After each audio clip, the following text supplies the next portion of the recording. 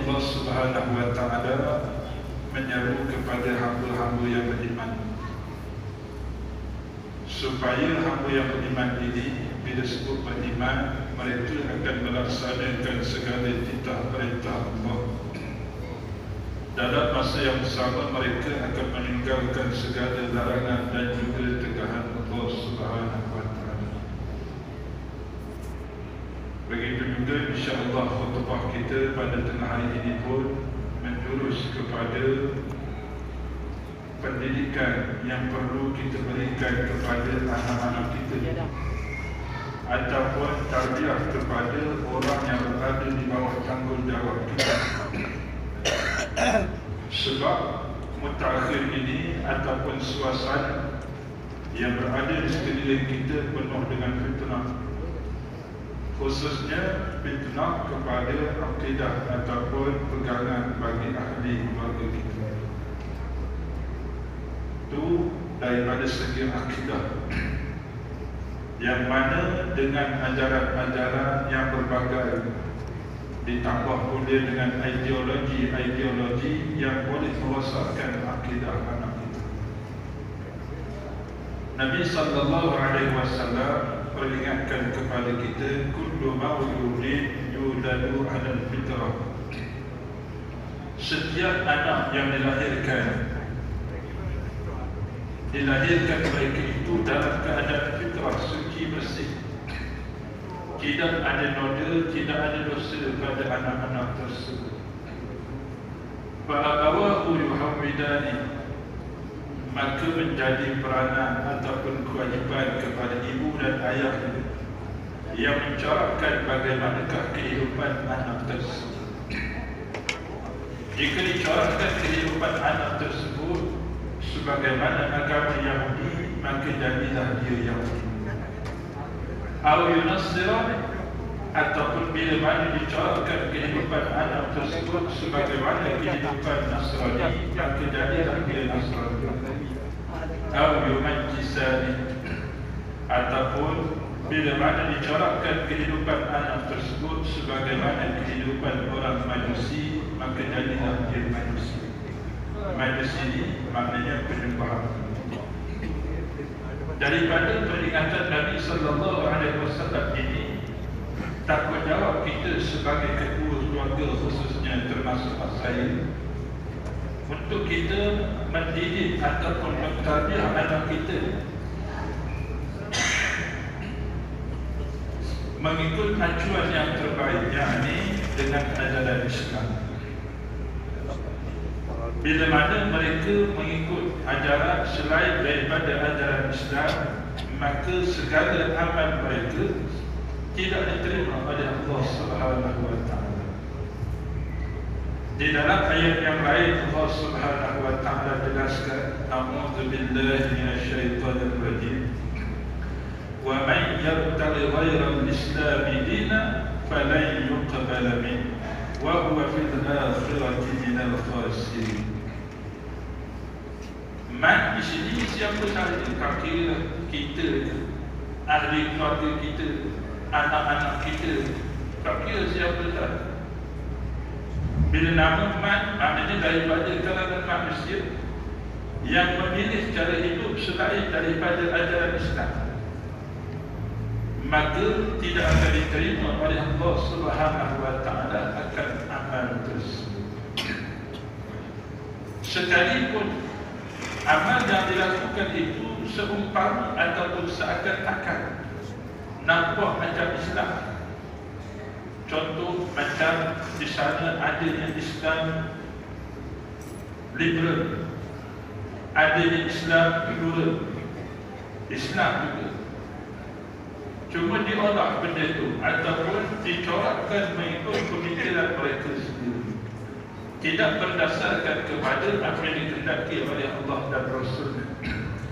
Falan yuqbala, maka sekali-kali Allah Ta'ala takkan terima amal tersebut. Dan ini maknanya suatu perkara yang tidak akan berlaku. Maknanya sesuatu yang benda yang tak akan diterima oleh Allah Subhanahu wa ta'ala.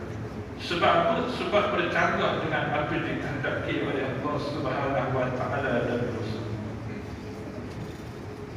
Bahkan keadaan kita sekarang makin, kalau kita sebut rusing lah, rusing pun ada juga, ya. Takut pun dia juga. Dengan bila mana satu filem, bahasanya filem Mentega Terbang, mungkin yang akses melalui medsos tahulah benda Mentega Terbang, tak tahu sebab apa nama Mentega Terbang, Allah Allah. Ya. Di sana dimuatkan dengan unsur-unsur liberal, plural dan sebagainya.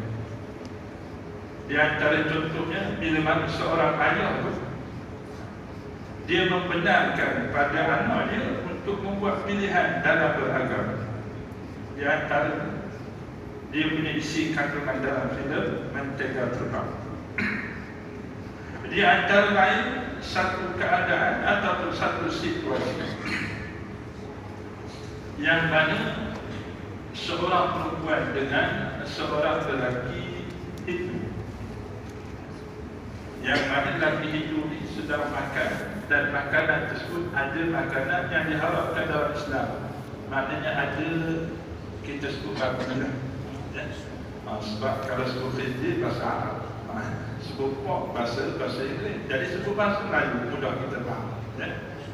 Jadi bila mana orang perempuan Melayu ni minta nak makan sama, jadi hak lelaki itu tadi kata makanan yang awak tak boleh makan. Jadi dia kata tak ada masalah, bagi saya nak makan pun tak ada masalah. Jadi kita boleh lihat di situ, di sana diserapkan untuk menjadikan agama Islam ni sama rata dengan agama yang lain. Itu kena berhati-hati. Padahal dalam Al-Quran Allah Subhanahu wa Ta'ala telah membuat pengiktirafan, Inna dina indallah al-Islam. Sesungguhnya agama ataupun cara hidup yang diterima oleh Allah Subhanahu wa Ta'ala sama ada kat dunia sehingga di akhirat kelak adalah dengan cara hidup Islam sahaja. Yang memilih selain daripada itu, maka Allah Ta'ala takkan terima.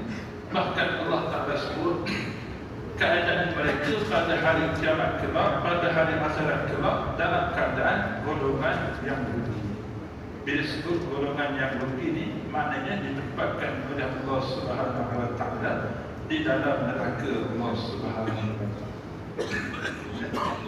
Begitu juga dengan isu masa musim taifus tahun ni kan. Walaupun tak berlaku di negeri kita, tapi dalam negara kita juga, bila mana sekumpulan anak-anak orang Melayu yang mengikuti perayaan taifus, dia ikut wheel video tu viral dan disahkan, itu merosakkan akidah. Jadi sebab tu tanggungjawab kita ni, ayah-ayah muslimin yang dirahmati oleh Allah Subhanahu wa Ta'ala, terlalu besar. Sebab tu tanggungjawab kita bukan sekadar memelihara diri kita sahaja, bahkan wajib untuk kita memelihara ahli keluarga kita. Itu tak kira lagi maklumat yang dia perolehi daripada medsos, media sosial yang terlalu banyak, tanpa ada tapisan. Itu dari segi adaan. Itu kena berhati-hati. Sebab tu Nabi peringatkan kepada kita supaya kita ni sebagai seorang ketua keluarga ataupun sebagai seorang ayah, didiklah anak kita dengan ajaran Islam yang sebenar. Bila mana kita didik mereka dengan ajaran Islam yang sebenar, maka itulah di antara cara ataupun pemeliharaan daripada sambaran api neraka Allah Subhanahu wa Ta'ala. Hadirin sedang jemaah yang dirahmati oleh Allah Subhanahu wa Ta'ala sekalian, kita pun selalu dengar nasyid dalam yang dinyanyikan oleh kumpulan Rabbani Kerajaan, yang iman tak dapat diwarisi. Tapi tanggungjawab kita perlu menanamkan keimanan dalam diri isteri dan anak-anak kita. Salah satu jalan ialah dengan ilmu. nak menanamkan keimanan, akidah yang timbul dalam diri ahli keluarga kita ialah dengan ilmu. Sebab itu, sebagai kita ketua keluarga diusahakan untuk memahami Islam ini dengan sebenarnya melalui menghadirkan diri kita dalam majlis-majlis. Jika dipanjangkan umur oleh Allah Subhanahu Wa Taala, kurang lebih 3 minggu lagi bertemu pula kita dengan bulan Ramadan. Bulan Ramadan al-Mubarak. Bagi orang beriman, mereka bila sebut bertemu dengan bulan Ramadan ni, mereka rasa gembira, rasa seronok nak bertemu dengan bulan Ramadan.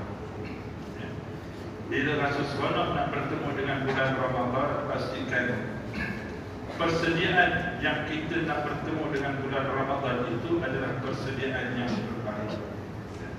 Jangan tunggu bulan Ramadan saja. Sebab terkadang kita ni daripada sekarang ni dah berazam. Bila datang Ramadan nanti, aku nak gandakan amalan.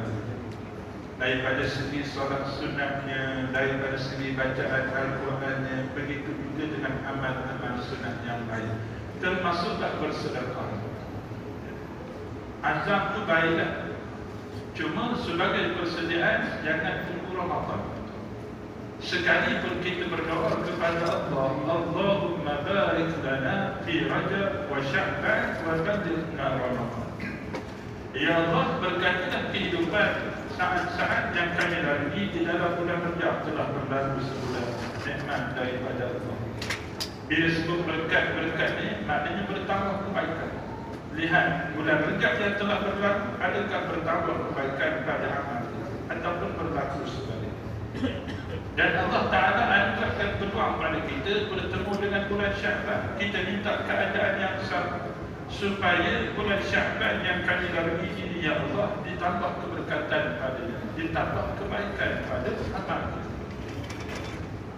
Dan kita minta wabadna Ramadan, panjangkan umur kami ya Allah, sampaikan umur kami ya Allah untuk bertemu dengan bulan Ramadan. Sekali pun kita berdoa sedemikian, belum ada jaminan nyawa kita, umur kita boleh sampai bulan Ramadan. Sebab tu nak gandakan amal ini, jangan tunggu bulan Ramadan. Macam 2-3 hari lepas kata Al-Fadhil Ustaz Muhammad sebut dalam kuliah dia, memang kita tak nafi. Dia bila datang bulan Rajab, bulan Sya'ban, ramai yang meninggal dunia. Boleh kata hari-hari ada. Macam saya sendiri pun, kita banyak pun kan, ada sahabat dimaklumkan hari ini sekian-sekian sebulan yang dikenali meninggal dunia. Esok ada kadang tu sehari 2-3 berita kematian dalam bulan Rajab, dalam bulan Sya'ban. Semalam pun bila mana Bilal Qasim maklumkan, dia kata alhamdulillah, dia kata bulan ni sewa van jenazah tu banyak, dia kata. Maknanya bila sewa van jenazah tu banyak digunakan, maknanya banyak berlaku kematian. Itu yang menjadi kita dan itu tak kita di luar ya. Sebagai peringatan kita, bila Allah Ta'ala anugerahkan nikmat berada dalam bulan Sya'ban yang hampir dengan bulan Ramadan, gandakan pada amalnya. Jadikan bulan ini sebagai bulan untuk kita melatih diri kita nak bertemu dengan bulan Ramadan. Jika dianugerahkan oleh Allah panjang umur bertemu dengan bulan Ramadan. Jadi bukan latih diri kita sahaja, begitu juga pada isteri dan anak-anak kita, orang di bawah tanggungan kita. Kalau boleh bulan ni perkara sia-sia itu kurang-kurangkan. Kalau boleh tinggal terus pun lagi baik.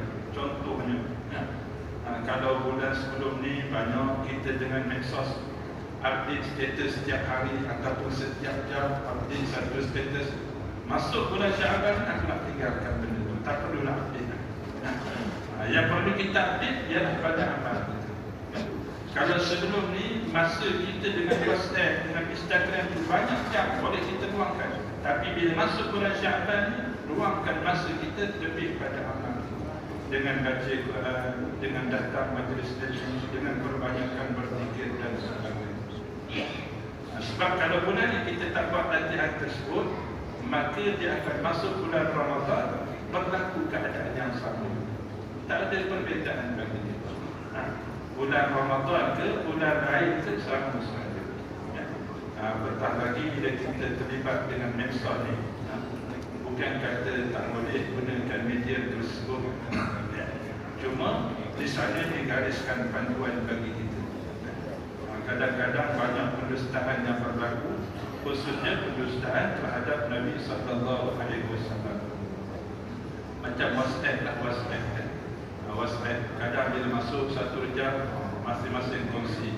Bila mana awak kongsikan maklumat tentang kebenaran satu jam dan sebagainya. Bila mana dibuat semakan tak ada pun sandaran pada Nabi sallallahu alaihi wasallam. Fitnah paling besar lagi ialah fitnah pendustaan terhadap Nabi sallallahu alaihi wasallam. Begitu juga fitnah yang sengaja diada-adakan. Jadi benda itu kurang-kurangkan, ataupun lebih baik kita tinggalkan dulu buat masa ini sebagai latihan kita nak bertemu dengan bulan Ramadan. Mudah-mudahan dianugerahkan oleh Allah Subhanahu wa taala kepada kita dengan panjang umur dapat bertemu dengan bulan Ramadan, dan kita nak gandakan pada amal kita dengan amal yang terbaik. Jadi cukup sekadar itu sebagai peringatan untuk diri saya dan kita semua. Dan sebelum kita akhiri perkongsian ilmu kita ataupun tazkirah pada hari ini, ada beberapa maklumat daripada pihak pentadbiran masjid. Yang pertamanya ialah kursus haji bersiri pada hari Ahad 5 hari bulan 3 diteruskan lagi. Maknanya ini siri yang ke-9. Yang sebelum-sebelum ni dah 8, jadi yang hari Ahad ni ada siri yang ke-9. Yang baru nak datang pun diadu-adukan boleh datang. Ya. Dia termasuk dalam majlis ilmu. Ya. Kalau kita lihat ayah-ayah kita dulu, nenek-nenek kita dulu dah kursus haji, bukan tunggu tahun tu dia kata tahun dia dapat pergi haji, bukan tahun tu saja dia datang kursus haji, tiap-tiap tahun sebelum tu pun dia datang. Kita sekarang tunggu turn. Maksudnya tahun ni turn aku, tahun ni baru datang kursus haji. Padahal itu majlis ilmu, ya, untuk meningkatkan kualiti ilmu yang kita miliki. Itu kursus haji yang pertama pada hari Ahad ini, bermula 8 pagi sehingga 9.30 pagi. Di sini dia tulis sampai 9.30 malam. Kesilapan sikit. 8 sampai 9.30 pagi. Yang keduanya kelas selawat, marhaban dan juga berjanji masih kita teruskan setiap hari Isnin. Untuk minggu depan ni, maknanya 6 hari bulan 3. Yang ketiganya kelas pengajian Iqra dan tajwid. Diadakan pada setiap hari Isnin dan hari Selasa untuk kelas dewasa, Isnin dan Selasa. Untuk makluman bulan Ramadan nanti kalau ada perubahan akan dilakukan. Buat masa ni tak ada perubahan lagi. Alhamdulillah, dia kelas Iqra plus dengan kelas tajwid sekali. Bermula pada pukul 9 pagi sampai 10.30 pagi. Tempat dia di ruang utama. Dan yang terakhirnya kelas pengajian tajwid bagi remaja, anak-anak muda, ya. Akan diadakan pada 8 hari bulan 3, yakni hari Rabu minggu depan, dan diadakan pada malam hari. Yang dewasa tadi pada pagi, yang ini untuk remaja pada malam hari 9.30 malam sehingga 10.30 malam. Jadi diadu-adukan untuk hadir majlis ilmu tersebut dan sampaikan kepada sahabat-sahabat kita yang tidak dapat maklumat tersebut. Dan yang kelima, sebagai tambahan, ya, sebab dah 2-3 kali ya, kita pihak pentadbiran dan pengurusan masjid sediakan satu, orang kata satu peta untuk OKU. Jadi pastikan peta tetap kereta itu untuk OKU lah. Jangan kita yang sihat ada masalah yang nak masuk dalam peta OKU. Ikhwati, itu doa kita. Na'udzubillah. Ya. Kita bukan OKU, jangan masuk dalam peta OKU lah. Gunakan nikmat yang diberikan oleh Allah dengan sebaik-baiknya. Sebab kita kesian sahabat-sahabat kita yang memang dalam kategori OKU terpaksa pakai kereta jauh dan ada jauh. Ya. Memang ada pahala lebih tak itulah kita yang tak ilmu sepatutnya lebih dah. Itu sebagai peringatan kita bersama, mudah-mudahan dipermudahkan oleh Allah Subhanahu wa taala. Itu saja jadi pertemuan kita dengan bacaan tasbih kafarah dan surah Subhanakallahumma wa bihamdika asyhadu an la